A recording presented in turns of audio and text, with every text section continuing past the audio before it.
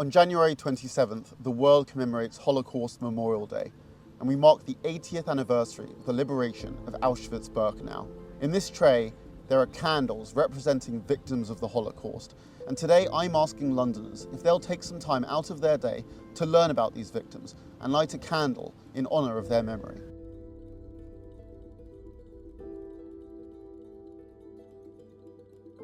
Helen Katz. Janusz Korzak.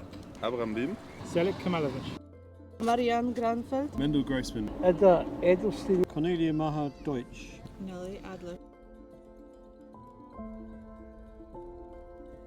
A children's author and pediatrician who was born in Warsaw, Poland in the late 1870s.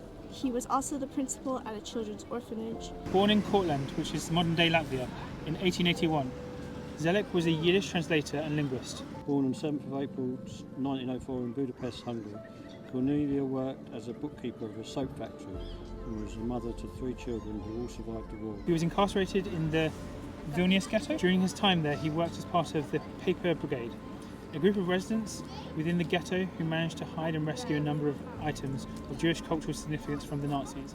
Nellie was the youngest of 3 daughters in her family, who were some of the few Jews who lived in a largely Catholic town. Born in 1930 in Kisvárda, Hungary.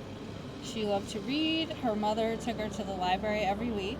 Born in Katowice, Poland, on 5th of December 1912, Marianne initially moved to Reading to study horticulture. Abraham and his sister were sent to live with a non-Jewish family by their parents, with the hope that they would survive by passing as non-Jews.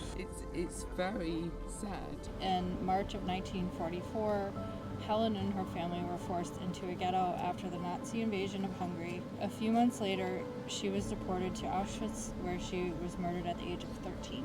She was offered a job through the Swiss embassy at an orphanage, but was rounded up before she could take it on 15th of November 1944.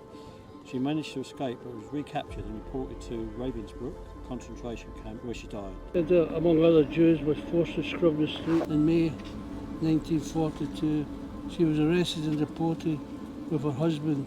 When her daughter was selected for labour, Eddie and Joseph volunteered to go with her so that they would not be separated again. They were all deported to Auschwitz, where Ida was gassed to death.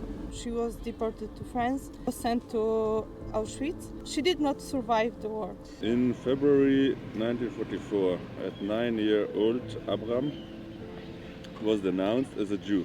He and his older sister Eva were deported to Auschwitz, where they were murdered upon arrival.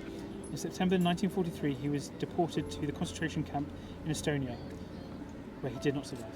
Janusz was murdered at Treblinka with children from his orphanage after refusing repeated offers for sanctuary, choosing instead to stay with the children. Nellie and her family were arrested and deported 2 years after the German occupation of their town. Nellie was gassed at Auschwitz.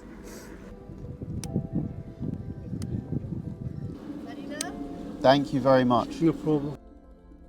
Thank you. This coming Holocaust Memorial Day is actually the 80th anniversary of the liberation of Auschwitz. Oh, wow. It's a very poignant year for Jewish people. Good luck.